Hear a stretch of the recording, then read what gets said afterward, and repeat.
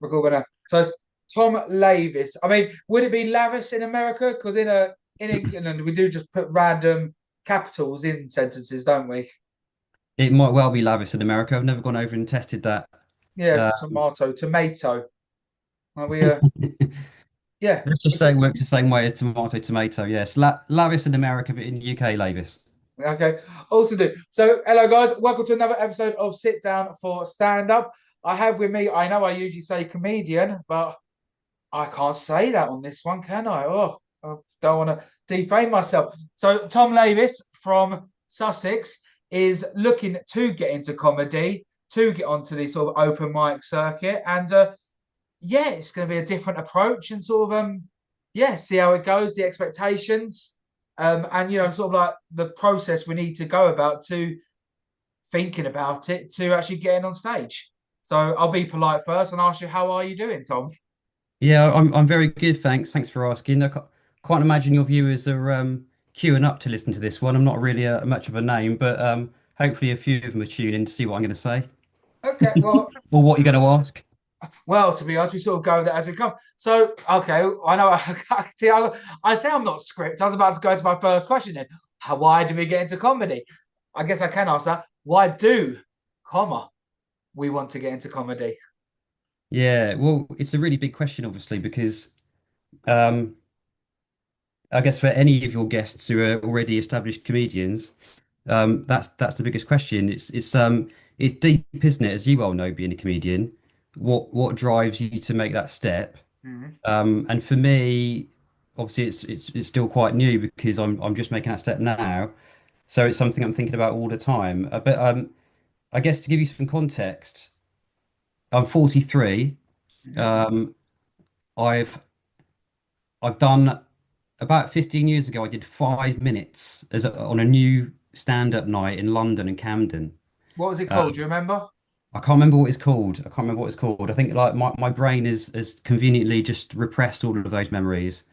Um, but it was a but if I just talk you through that experience, it was Yep. a really daunting experience because and I'm sure it's the same for most comedians.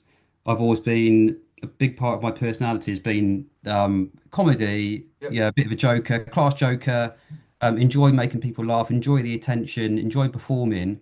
Mhm. And I think all those years ago, 15 years ago, I finally thought, oh, I'll put this to the test. And when you make that decision as somebody who lives and breathes comedy in your day-to-day life, when you finally make that decision to put it to the test, um, it's just suddenly such a weird feeling. And it was for me back then. And for the weeks leading up to that 5 minute slot, Mhm. I was just shitting myself and not knowing what to write because like it's all very well being the funny guy in a pub, but then as soon as you have to write something down on paper, it's just a completely different story. So Yep. I panicked. I didn't know what to do. I didn't enjoy anything leading up to it. Being backstage before I went on, I was just almost having a panic attack Mhm. because I hadn't prepared at all properly. Yep. Then when I was on there, it was just all a blur. I can't really remember what happened. And then it just put me off. And I thought, right, I've done that. I've ticked the box of doing it. My friends gave me respect for trying it. Yep. And I thought, it's not for me. I just can't deal with it, with the stress of it. Mhm.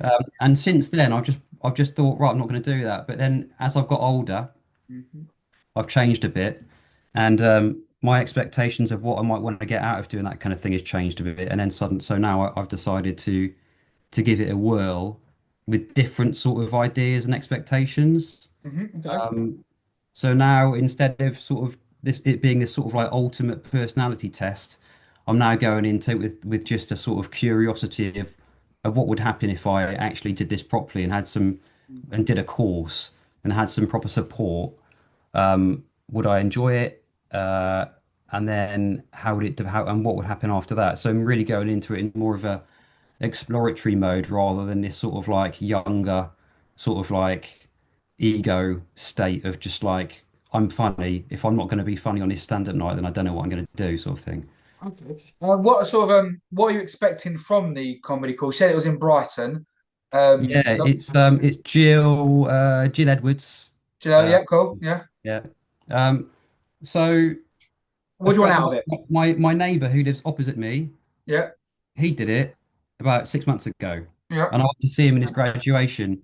And it's one of those moments where really when I was watching the other graduates on this comedy course thinking, this is right up my street. Why have I never why did I never go back to this? Why have I never done this? Like, Yeah. do you know when you're watching comedians and you're sort of like writing your own material at the same time, thinking, oh, I've got an idea for this, I've got an idea for that. Yes. And I And was you're doing quick. it and I You're was quicker than them sometimes. Like your jokes punch you. It's like, yeah, you think, oh or god, like, just your mind starts racing and you're like, oh, I've got ideas here. I should yeah. be ashamed if I never did this. So I thought, right, I'm gonna sign up for the course. And he told me what he got out of it, and he said it was just a really supportive atmosphere. Hmm. Jill Edwards is really good at just giving you freedom to do really what you want. It's just Yeah. her course is more of just like a platform, like, right, you're all here, there's a stage, you've got several weeks to do this. Um, so that's what I think I really need, really. It's just that kick up the backside to go and write some stuff and just try it. So I'm expecting to have a really good time, to meet some people who um, can give me some nice feedback, and just to enjoy the opportunity just to try it out. Yeah, Okay, fair. So as I said, with this one, what I'm gonna do every time you say something, I'm gonna try and return it with a bit of advice. cool. So a lot of people I've had on the pod have all started from comedy courses, and they seem like a great entry because you are with other comedians. They will tell you, you know, what's funny, what's not funny. Yeah. At the end of it, you perform in front of a large audience because everyone's got to bring friends and family. They are fantastic. Um, my then here will be my advice bit. Usually about from what I've heard, about 40% will drop out along the way because they realise it's not for them. That is also good because you got to learn if it's for you, not for you, before you waste time and money. But I would say no matter what, see it to the end. Mm. With a comedy course, and from my advice would be do an open mic before you do the comedy course. Even if you suck and you fall on your ass, which everyone does, it can give you a better frame of reference going into the comedy course. Does my 5 minute stop from 15 years ago count? No, comedy Okay, world's I got changed. too I would many. say. I Right. would say in Brighton you got Magic Mud Pie. You've got on Mondays. There's a lot in Brighton. Just do a 5 minute, even if it's just to go stand on stage and be silent for 5 minutes. It could give you a better frame of reference. Yeah, yeah, yeah. So that would be my advice on it. So do you have sort of any idea yet of like what type of comedian you'd want to be? Like a one-liner, a deadpan, storyteller? Not a one liner. Um, it might maybe is the kind of comedians I really admire and have grown up just loving are people like Stuart Lee. Um, Uh, Tim Key, but he's a different type of poet. I'm not going to say I'm going to be anything like Tim Key. I really like the sort of like more conversational style of comedy, not necessarily the punchline. Okay, yeah, Um, I really like sort of like more alternative style. I used to go and watch Brian Gittins all the time in Brighton. yeah, Um, he's just way out there on his own. I can't. I mean, you know, he's a genius in my eyes. But um, I like that. I like sort of testing sort of rules of comedy when people do that. Stuart Lee does that really well. yeah. Um, so trying to be a bit creative with it and not so conventional. I'm shit at thinking of jokes. I can't. I've got one joke I've made up in my entire life. Go for Should I it, tell you it? please. You've probably heard it elsewhere because I can't imagine. So, my horse won't let me ride her in the daytime. It's a nightmare. Okay. Well, that's a one-liner. There we go. Okay, and so what process did we come? That's proof that I shouldn't do the standard one line of style comedy, mate, because it wasn't the greatest reception I've ever heard. But Okay, well, what sort of? I'm always honest. What so yeah, you want to be a sort of a storyteller? Do you have any sort of like stories in mind? Because in my opinion, I think the best comics, you know, they go from the heart and then they go from the sad places that have occurred in their own life. yeah, do I have any stories? Probably. I haven't written them down. Um, I don't know whether to start writing stuff down now or not really, but maybe I should go in with some sort of idea of what I'm going to say. But yeah, I'm not too sure. We do get sent some notes before we start with some guidance of like I don't know whether that's going to be write some ideas down or write 5 minutes of material down or something. But what would you suggest? How did you go about starting writing comedy when you? Mine is I went around with a pen and paper. Well, I've got about 4 or 5 notebooks now, just notebooks. Write them down as I think of them, and then heart about 90% of it will get crossed out, and just I'm not an observationist comic, but observing things that I can then turn to my Mm. own life. Yeah. Example, like I was in Spain a couple of weeks back, and speaking to the old people next to me, and they were like, "Oh, it's a hot one, isn't it?" And it's like, well, we always say that if we're in fucking Spain, and then it's Mm. always like, "Oh, but it's a different kind of heat." It's like it's the fucking sun. It's stupid. Like then you just notice things as you go along. Like when I was at the bar, and we always do this in Spain. We'd always be like, "Oh yeah, can I have a cocktail? Whatever ingredient, all in English." But then we'll say Mm. glacius at the end. Like, why the fuck do they need help with glacius bit? And it's just sort of looking at your life and things that have happened, and just trying to turn it into something funny. Because Yeah. stupid shit happens every day, and it's Yeah. just becoming self-aware of that stupid shit. Yeah. Yeah. When I've been to when I went to the graduation show for my neighbour who did it, Mhm.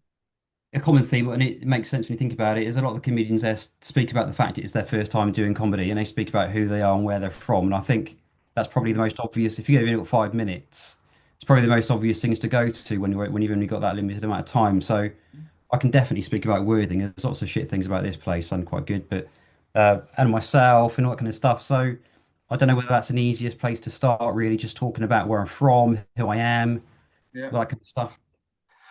Yeah, self-deprecation is always it's always a box ticker, to be Mm. honest. And like I'm not going to make any judgments, but everyone in life has got something that they don't want to be where they want to be. Something's tragedies happened in their life, and just play on it, and sort of find the comical sides about it. Yeah, yeah, yeah, It's yeah. sort of like, Cool. another example of mine is that I'm a twin, and I always make the joke that he's the favourite one. So then I'll say, okay, so if a twin was favourite, what benefits would they have that I don't have? And be like, okay, well, like people always tell me not to be the favourite one. An example I do is that when the birthday cake came out, they always sang "Happy Birthday" to Nick and Dan. Like they didn't relight the candles for me. It's all a lie. It's all a lie. Do you know what I mean? But then you play on the truths. Mm. So something that can happen, and then you sort of dig deeper into it, and then sort of find the comedy. And all we're doing is just emphasizing minor things that have happened and turn it into a comical bit. Yeah, yeah, yeah. So I won't dig too deep. But is there anything sort of like about your life that you think I could turn into comedy? Well, yeah, but I'm trying to avoid being too cliche because I've got kids. You know, you hear Start any off cliche, brother. Start yeah, off cliche until you've got the experience, yeah. and then delve deeper. So you got kids. How old are your kids, They're 8 and roughly? 5, so they're always saying daft stuff. You play on Um, that. yeah, yeah. I could go into that. Yeah, Uh, like I'm at my kid's 8 right now. And I'm finally glad he's got older and finally reached like the same maturity level I am. It's shit. It's mm, shit. But it's that low hanging fruit that sort of gets you thinking. Okay, 8-year-old kids, yep, stupid shit. They say, how can I relate to that? How can I bring relevance to that? What in the audience? Open question. Does anyone in the audience have kids? hmm. Then you're bringing them on board with the journey. Anyone who doesn't have kids, oh, you don't know how lucky you've got it. My Yeah, kids are right, duh, duh, duh. Then you also chucked in a bit of crowd work all of a sudden. yeah, yeah.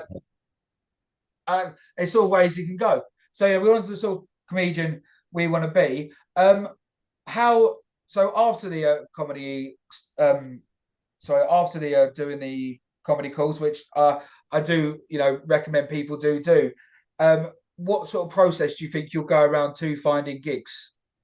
Well, because I'm a bit older. When I was younger and I thought about doing comedy for the first time, I definitely had in mind like if I'm going to do this, I'm going to smash the gigs. I'm going to do, 7 gigs a week. I'm going to do as many as I can. I'm Yeah, going to go on the road. I know how hard it's going to be. I'm going to go all around to all the cities. But it's not now realistic. I'm older and I've got kids. I'm thinking Yeah. absolutely fuck that. I'm not doing that.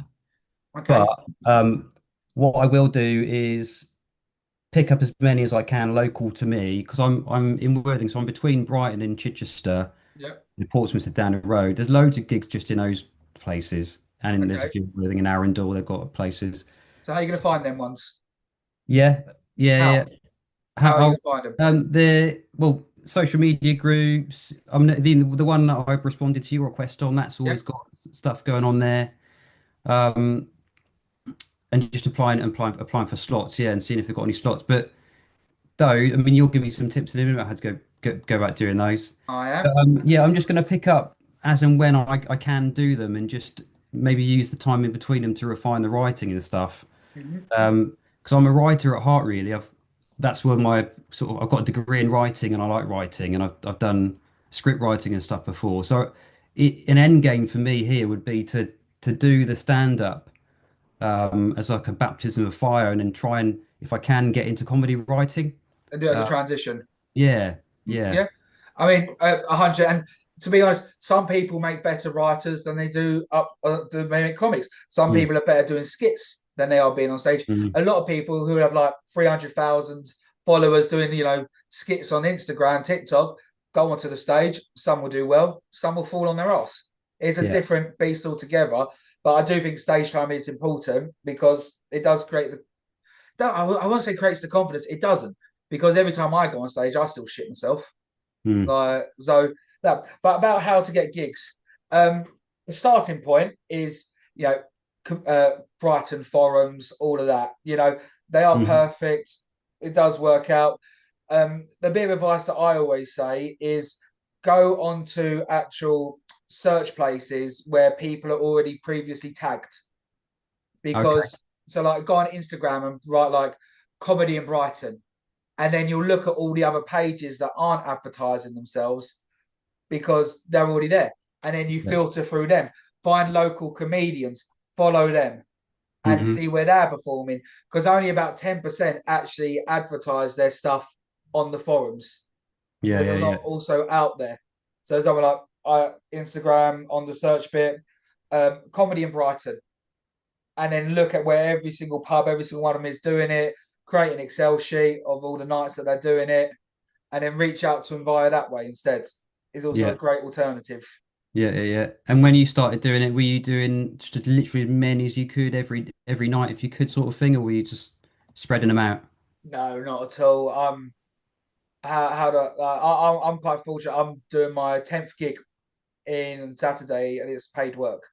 I'm Okay. without sounding like a massive prick here. This podcast has been my gateway into it, Yeah. talking and interviewing comedians and learning about it via that way instead of doing 4 or 5 gigs. But I'm not ready for it. I'm not ready Yeah. for it at all. I'm not ready to attend it. But you don't know until you know. Yeah. So you just got to push yourself out of your comfort zone. So I would say gig as much as possible, but do not burn yourself out at the same time. Yeah. Do not make false promises to yourself. Start off, you know what, even if it's doing 1 gig a month to then 1 gig every 2 weeks, then join two a week, three a week. Find your comfort zone, Yeah. Yeah. Yeah. because you crush them. It's like, do you know what I mean? You go saying 100 miles an hour, eventually you are going to stop. So Yeah. find your pace, find your comfort zone. And do you know what I mean?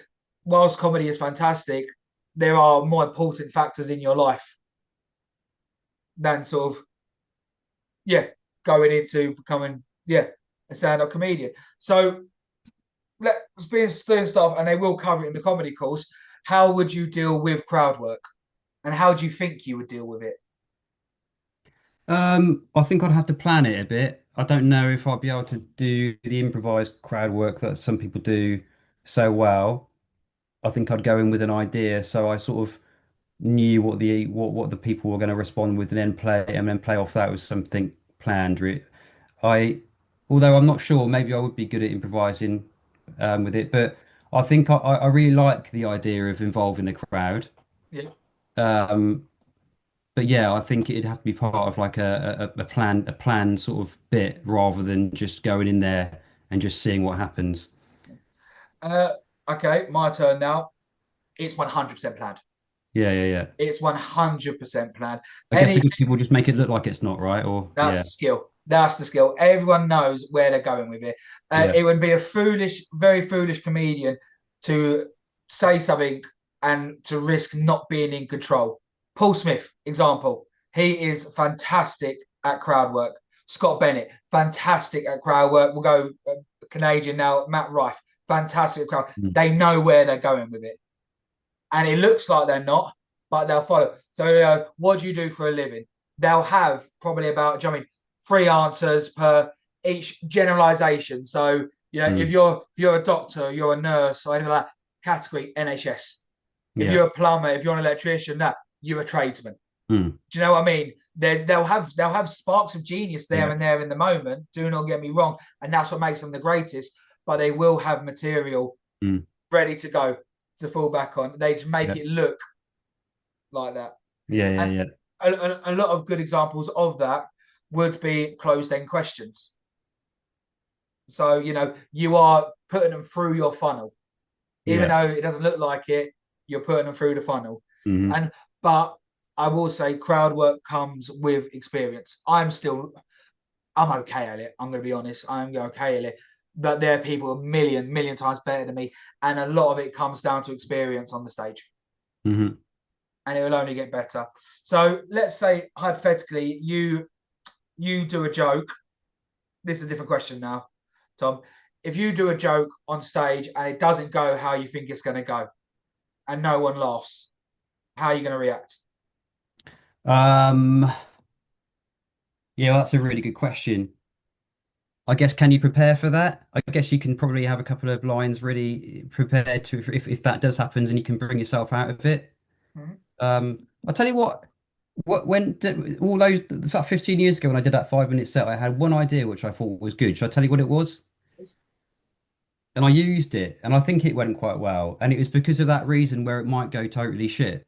So I went on there with a piece of paper that had a graph axis on it, X and Y, stuck it on the back wall, and I asked somebody to come out, and I gave him a pen, and I said, start there. I said, this is time on this side, and this is vibe in the room. Mhm. I said, you move the pen up and down along the time to measure where the vibe is in the room. The idea being, if even if I was dying and the line was just going all the way along the bottom, the crowd would start to laugh that Yeah, he was yeah, going that's a so good shit. cop out. I like that. So maybe I'll try the graph again, the vibe graph. But yeah, I mean, I don't know really. We'll see what happens if what would your advice be if that has happened to you? Okay, all the time, Yeah, all the time. Every single comedian I've spoke to. That's why I always end the podcast with, "What was your favorite moment, and what time did you bomb the hardest?" Every single comedian has sucked mm. at a moment. Do you know Ali Woods? Who? No, I don't know anyone. Okay. Absolute theatre, sells out theatres, Right. absolutely kills it. Do you know what a gong show is? Yes. Yeah, first two gong shows he did, he got gonged off. Okay. And at the moment, he's selling out theatres, 3,000 people.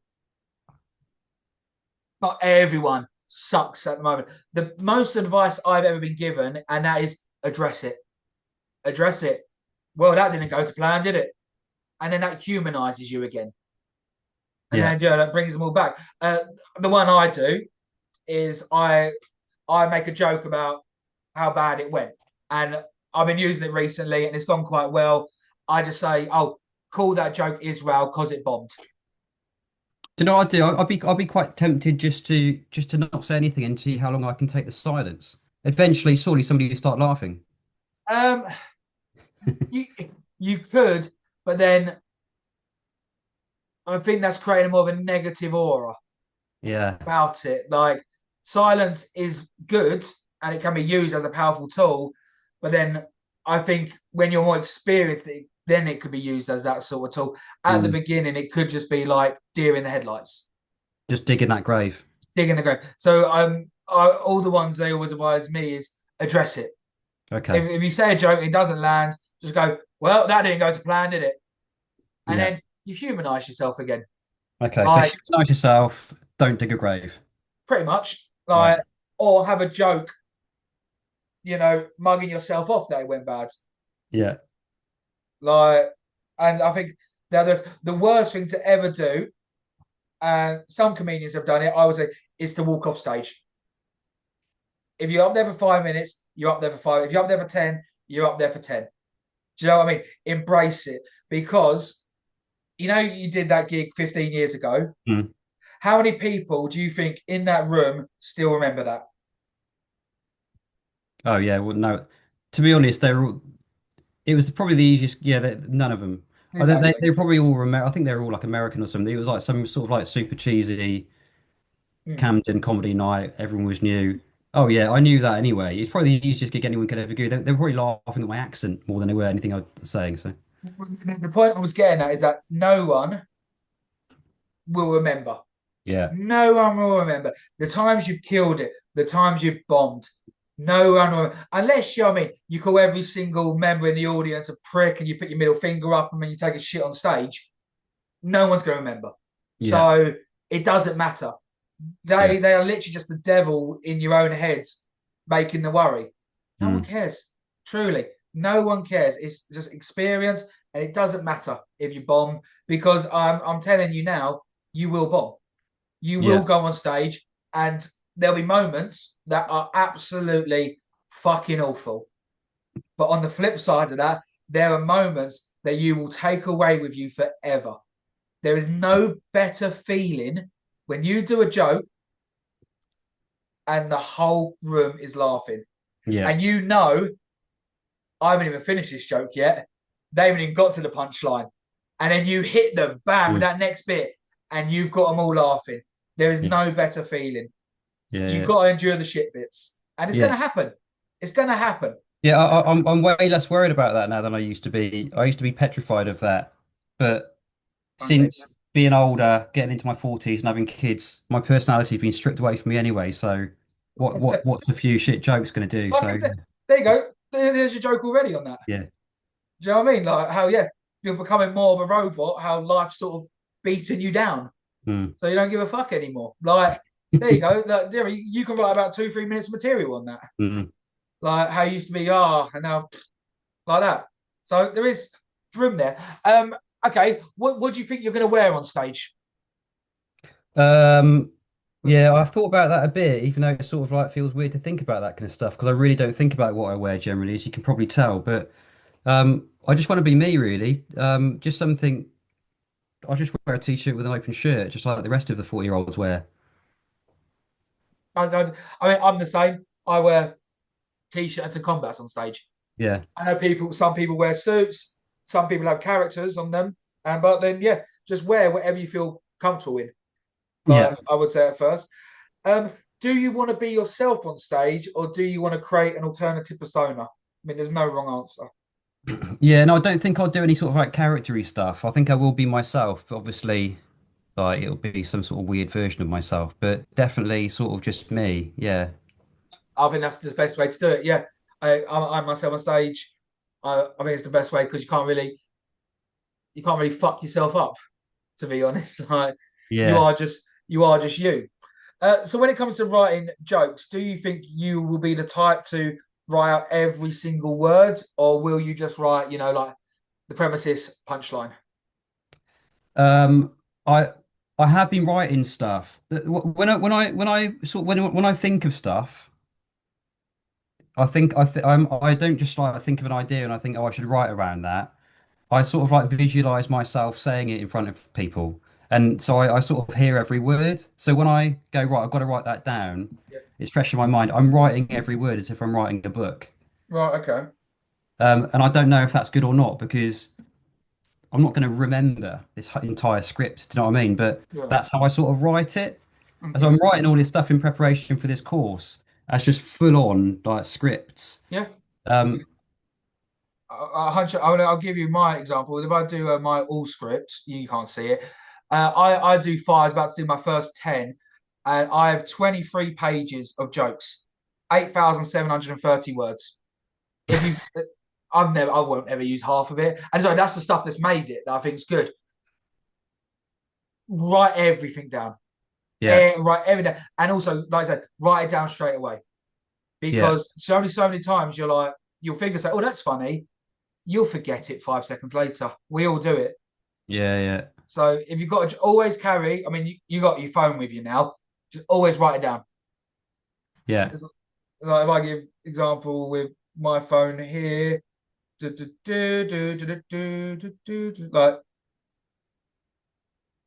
oh, where is it?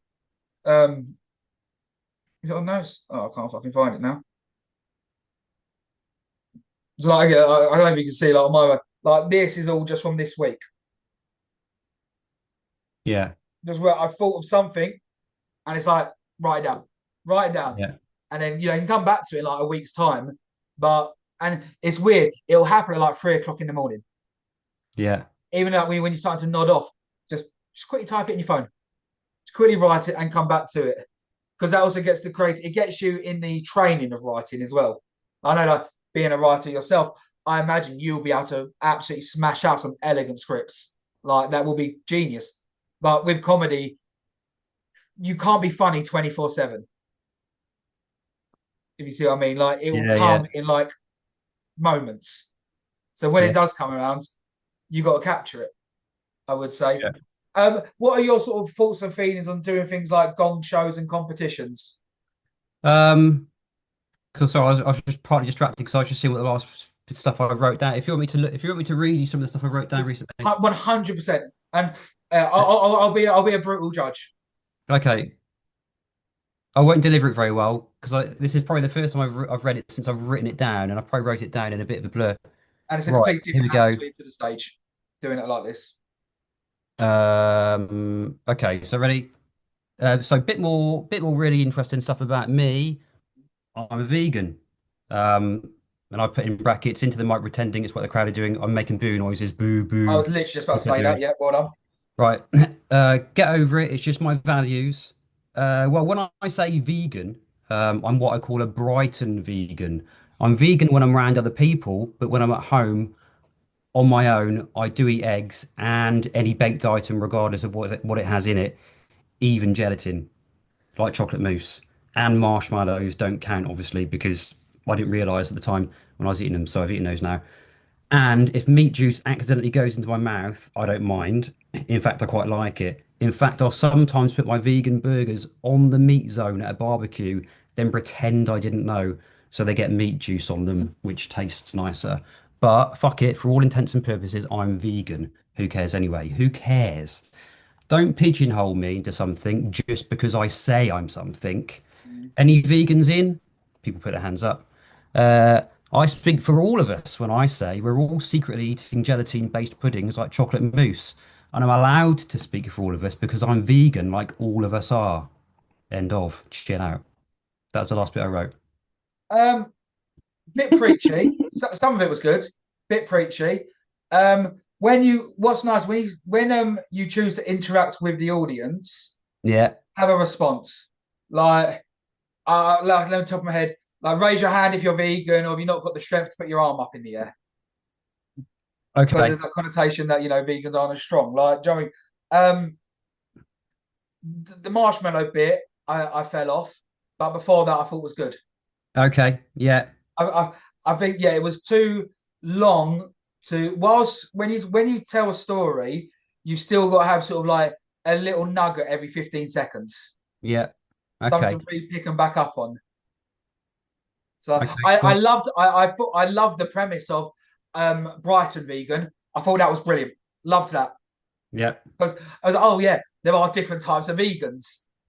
Like yeah, Brighton is different. Like there is the virtue signaling vegans who have Yeah. to scream it from the hilltop, and there are just normal vegans who don't want to eat meat.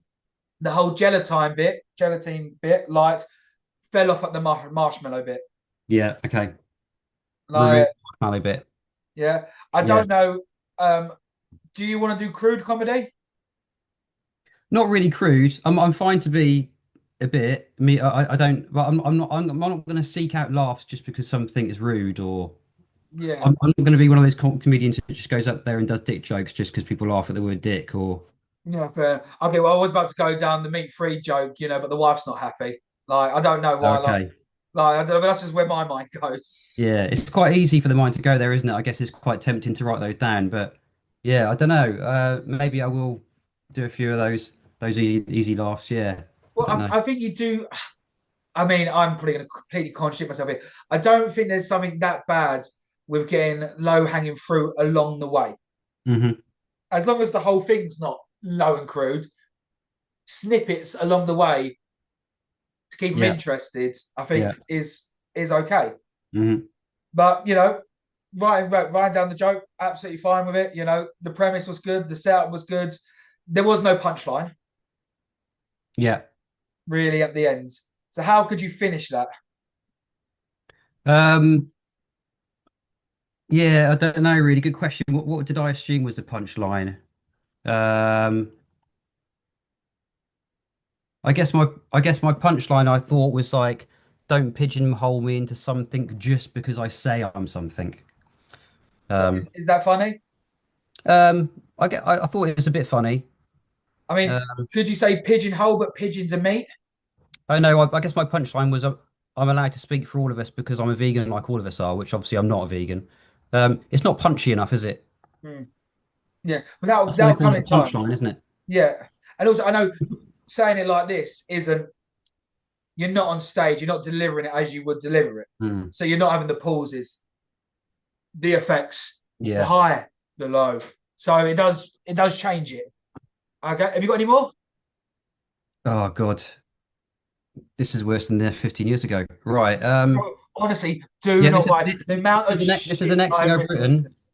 This is the next thing I've written, but again, I haven't read this since I Fine, wrote it. dude, absolutely fine. Another thing about me is that I think I'm undiagnosed dyslexic, Yep. undiagnosed ADHD, undiagnosed very low spectrum autism, undiagnosed anxiety, and undiagnosed high HQ, which actually is a learning difficulty because, ironically, because I'm bored of normal stuff. I won't go on about it because that's not my vibe. I'll just leave you with it. And if you notice me being any of those, fuck you if you feel uncomfortable, and how dare you? You don't know what it's like. No, cool. I would do power free. Um, What's I'd power I'd free? I'd list three things, Okay, not five, because it's that, and that. Do you know what I mean? There's like there's always like a sort of rule you got power free. So like you say okay. one another, and then the thirds. But you saying four, then five.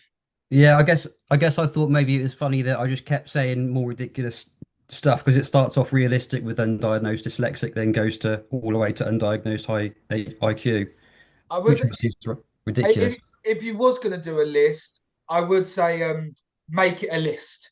So Hmm. I'll give you an example of one of my bits. So I talk about if men are ugly, they're fucked. If women are ugly, they you know what I mean they've got a solution. Where the fuck is it? So oh god, it's that far off, is it? Guys have no tools to change their appearance, maybe a beard. Women have a million. They have face primer, foundation, CC cream, color correcting cream, contouring, highlighter, blush, bronzer, eyebrow, pencil, eyebrow shadow, eyeliner, lash primer, mascara, lip primer, lip liner, lip balm. So I actually made it a list, Yeah. an actual long list that said really quickly instead of this, then this, then this. Hmm. If you're gonna do it like that, I think power free could be better. Yeah. But then your coach, your comedy coach, will go through. Do you know what I mean? All this, Yeah. but it's good that you're writing. That is the most positive thing from it. Yeah. I think, yeah. It feels good that I'm doing it in preparation. I don't know if I'm supposed to be yet, but yeah, I think I'm going to look forward to standing up there and just going through all the stuff I've done and seeing how people react for sure. Yeah, I mean, I think that is the best way to do it. And where would you want comedy to take you, and what would sort of like be your time estimation on the journey, Um, I think my first goal for it, where I want it to take me, is just to feel confident standing up and doing it. which could never But happen. I'm being no, I'm being honest. Every time I go on stage, I'm shitting myself. yeah, Like do you look some forward, people, do you look forward to it though? If you get a gig now, would you look forward to it? I look forward to it weeks in advance, days in advance. On the day, I still like, oh fuck, whatever fuck up, Yeah, well, get this line, we're gonna line. But the truth is, once again, it doesn't matter. People do yeah, not give. yeah, I yeah, know that. I know people don't give a fuck. Still doesn't stop me from bricking it. yeah. Well, I guess what I'm trying to say is, well, I guess initially I want to get to a place where I feel like I've done it enough that I sort of molded myself into some sort of comedian, and I Yeah, know who I am on stage, and I've gone past that in that first bit of just like, what the fuck's going on? Who am I? Am I funny? Am I not? Like, what am I going to say? I'm looking forward to getting past that bit and just going up on stage and finally going, okay, cool. I know this 5 minutes and I've done it before, and I'm looking forward to seeing how it goes down, that kind of thing. And then long term, my goals are just to see where it takes me in comedy, not just stand up, but I want to see what I can do in comedy, but not necessarily stand up. Maybe writing, maybe being part of a writing team for something, maybe going into more video stuff, but just seeing where it lands really. Okay? Okay. And do you want your comedy to have a message? No, No, no, I no. don't have a message. Um, no, not really. I'm not into that really. I don't really want to stamp my values on an audience really. I just want to go in there and make people laugh. Okay, no, that's what so. Like, I've got a couple of people like they'll do it from like a mental health approach, Right. or like women, like advocate for women's rights approach. You know what I mean? Not preachy, but like that's something they're passionate about. Yeah, I mean, I know what you mean. I guess maybe this is a wrong way to think about it, but whenever I see those sorts of comedians, I sort of it's a bit cringy. Okay, yeah, no, everyone's got their own opinion. Yeah, I don't give a message on mine. Like yeah, I just go up there and just try and do jokes. yeah. I think that's the best way. So okay, so when you with 5 minutes, and a lot of people will agree with this. Some people might disagree with this. It's better just to master 5 minutes Mm, than to change your material every single time. Every time you perform, you haven't got to write a new 5 minutes. yeah, Just hone 5 minutes. You can maybe probably change, like say, like a minute's worth, a joke's worth every now and then, mix it up a little bit. But it's better to have a solid 5 minutes that you know every single time and get better and better every single time than it is to change up every single time. yeah. Because you could do a joke on stage and it could suck dick.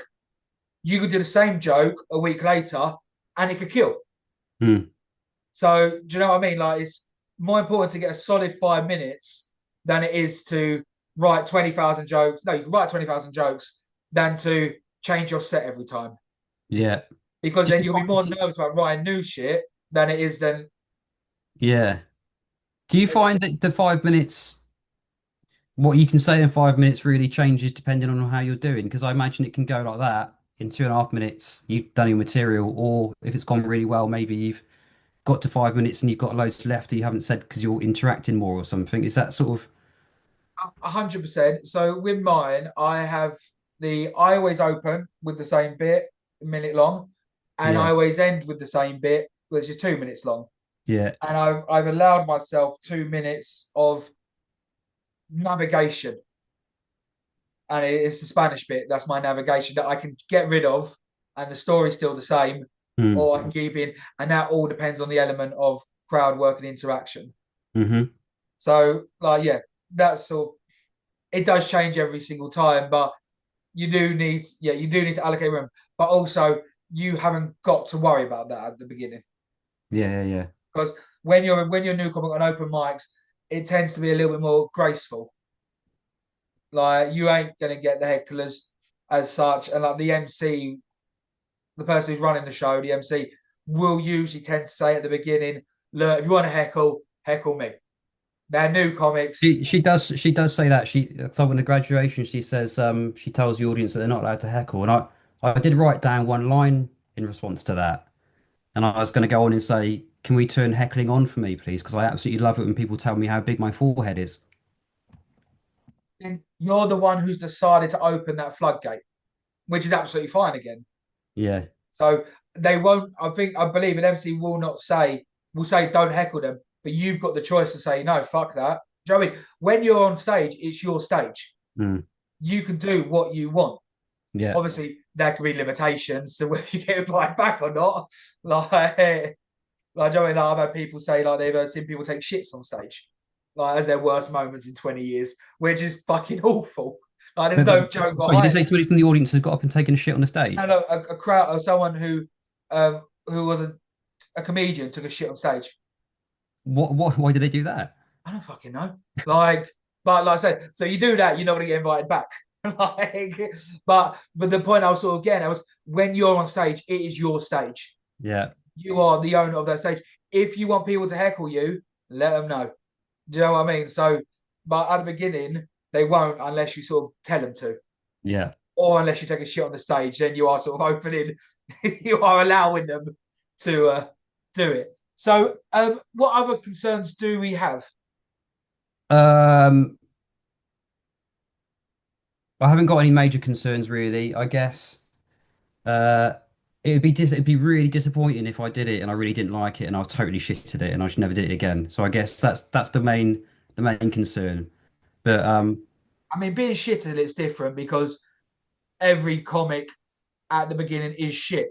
There's some professional people you look at on shows and you're like, how the fuck did you get there? You're shit. Do you know I what I mean? think that's yeah, and I think that's like that point is the main thing that people struggle with, right? Because I struggled with that as well. Because I even when I did that thing 15 years ago, people were saying to me, "No one's good on their first gig." But Oh, but everyone who starts doing comedy must think they're a bit funny to some degree, and they probably all think, "But I might be good on my first gig." So isn't it a bit? It's like it's a bit of a conflict where you know you're not going to be good, but then at the same time you really hope you are. I don't know. I mean, you do hope you are. I mean, like my first gig was Comedy Store in London. Hmm. It was a gong show. I heard you Uh, saying with your podcast, yeah, podcast. yeah, and I lasted a You minute just asked them. 23. Got fucked off. The Was that a guy good after, idea? Do you think that was a good idea to do that as your first one, or do you wish not you at did it? all. Not at Yeah, all. I emailed him on a Monday night because I didn't know the process of how to apply for a gig. I emailed yeah, him on Monday night, 5 o'clock. They got back to me half hour later saying, we had a couple of dropouts tonight, come along. I went and performed in front of, what was it? I think like 200 people. And yeah, I mean, I lasted a minute 23. I didn't know what was going on. I didn't write anything. And I got fucked off. No, not myself. I got gonged off. But when I look back, even getting fucked off, I loved being on there. hmm. So it's okay to be shit. It's okay to foul. The only thing that matters truly is, did you enjoy yourself? Yeah, And that is the only thing that matters. And yeah, if you enjoy it, then everything else will come in time. yeah. You It's a got to have nice a love for point the to game. come back to, isn't it? Yeah, definitely. And I'm going to try my hardest just to enjoy it. Yeah, totally. That's the main thing, isn't it? Enjoy every moment and don't worry if it doesn't go to plan because nothing ever does. Do you Yeah. know what I mean? My second gong show, I got fucked off like 2 minutes in. Do you know what I mean? I've done shows that, if I just other comedians and no one has laughed. Hmm. And do you know what I mean? It's like, God, 5 minutes can last a bloody lifetime. Yeah, yeah. I But bet. you got to love the whole package of it. Do you know what I Hmm. mean? That happened to I had Alex Mitchell on, Britain's Got Talent finalist last year, queer comic dude. Um, he was in Burnley and someone threw a fish at him on stage on his second ever gig, and it was like the worst moment. But he decided to get back on stage, and look at him now. He's does so, all he does is paid work, sells out. Do you know what I mean? Like 300-400 capacity places. Surely, if somebody from the crowd throws a fish at you, the worst thing that can happen is that you haven't got something to say about the fish. Yeah, 100%. 100. But it was his second show in. He didn't know what to do. Yeah. Like he He said at that flapped. moment, He he wanted to flapped. give up. He flapped. Brilliant. So fucking there you go. Fucking brilliant. Like, the worst thing he could have done then is given up and said, you know what, this isn't for me. But he said, you know what, fuck it. I'm gonna go again. I'm gonna go again. Got a couple more laughters. A couple more laughters. When on Britain's Got Talent, got to the final. Like, and just the Yeah. perseverance of it and the journey.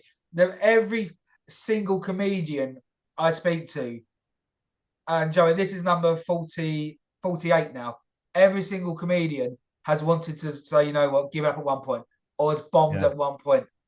But it's the perseverance. Yeah. And but you need to enjoy it as well. Yeah. Yeah. Yeah. Cool. And our love for the game, brother. Yeah, cheers, man. Well, listen, I think they film it, the graduation gigs, so I'll try and find a way of getting you my 5 minutes. 100%. As in Brighton, yeah? Yeah, yeah, yeah. Do you know roughly when it'd be? Well, the course lasts about 6 weeks and it starts in September, so it'll probably be like mid-October or the end of October, maybe. Right, well, let me know the details and I'll tell you now, I'll come down for it. Yeah, come down, that'd be great. I'll come down for it Yeah. and I'll heckle you. Only if I say, only if I Yeah. say. I tell you, you tell me what to heckle you with, and no, you're like bang it out the park. Yeah, we'll All right, we'll all see right, all right. But Yeah. no, honestly, let me know when it is. I mean, I can get a couple of spots in Brighton and just yeah, I'll come down and like, do you know what I mean? It'll be so good to see, so good to Cool see. then. And you know what I Okay. mean? You'll be a different man then. I'm not that you're not a lovely man now, but just trust me. I'll probably speak for every other comedian as well. Welcome to the journey, brother. It's grueling, it's shit, but it's the best feeling in the world when it goes right. Yeah, well, thanks, and thanks very much for your advice and for having me on this podcast. It's quite mental to be on a podcast known for something when you're not at all really on that journey. But But you it's now are on that really journey. You're on helpful. the journey. You're Yeah, one that's of true. us. Booga bugger, one of us. I also said, if you ever want to bounce a joke off someone, I'm always here. And if you want, I mean, I know a fair few comedians in Brighton. Let me know, and yeah, I'll do what I can to help you on the journey. Yeah, Lovely. I appreciate that, Dan. no worries, man. Genuine. I wish you best of luck. Okay, Take it easy. much love, Tom. Have a good one. Yeah. Later.